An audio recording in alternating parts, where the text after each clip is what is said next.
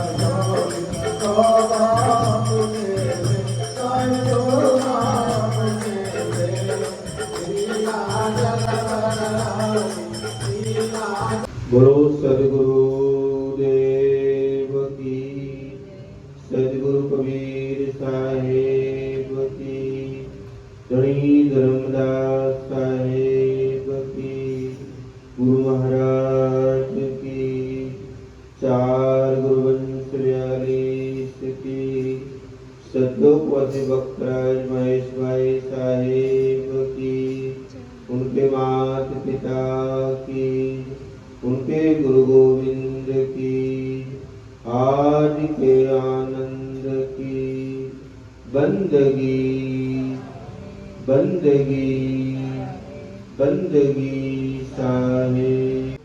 આજના આ મંગલમય દિવસ રાજવા મુકામે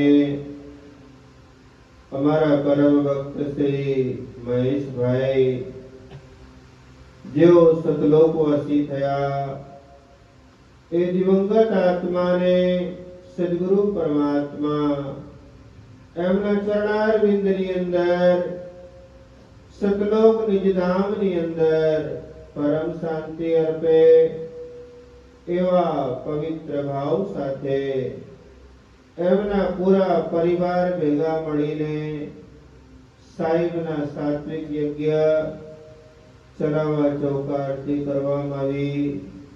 દરબંધુ જ્યારે જ્યારે સાહેબનો હંસ આ લોકથી ચલાયમાન થાય છે એ દિવંગત આત્માની ઉત્તમ ગતિ માટે સાહેબના પ્રણાલિકા મુજબ એમની ચલાવવા ચૌકા આરતી કરવામાં આવે છે। એ ચૌકા આરતીથી એમના અનેક પ્રકારના બંધનને કાપીને સદગુરુ પરમાત્માના ચરણારવિંદની અંદર સદા સર્વદા માટે સ્થિતિ પ્રજ્ઞ અવસ્થાની અંદર નિવાસ કરે। સાહેબની છત્ર છાયા માં આત્मा નિવાસ કરે એના માટે આ ચૌકા આરતી કરવામાં આવે છે। આમ તો વર્ષોથી જ્યારે નગરસિંહભાઈ હતા ત્યારની આ ઘરની અંદર ભક્તિ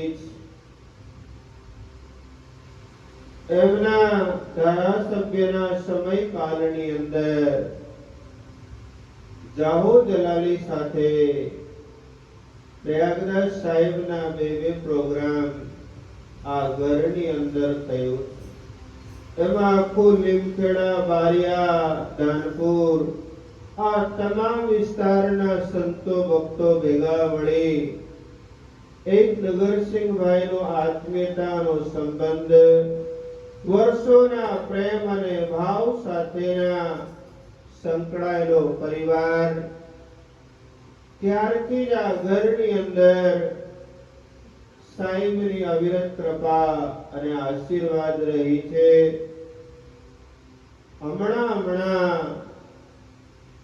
લગભગ 12-13 તારીખે મહેશભાઈ, હું સીમામોય આવ્યો હતો અને આ ધાનપુર આશ્રમમાં જીવી ઓફિસમાં રોકાઈને બસ સ્ટેન્ડે ગયા.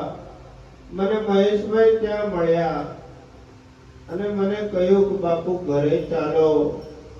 પણ 2-2:30 વાગતા હતા. મેં કીધું મહેશભાઈ પછી કોક દિવસ આવી જઈશ, અત્યારે આ ગરમીનો તાપ એટલો બધો છે, એના કરતા હું આશ્રમે જતો રહું અને તમે શાંતિથી ઘરે જાઓ. એવી અમારી વાત થઈ. 5 મિનિટ ઊભા રહ્યા, પ્રસાદ લીધી, વાતચીત કરી અને એ પછી ઘરે આવ્યા.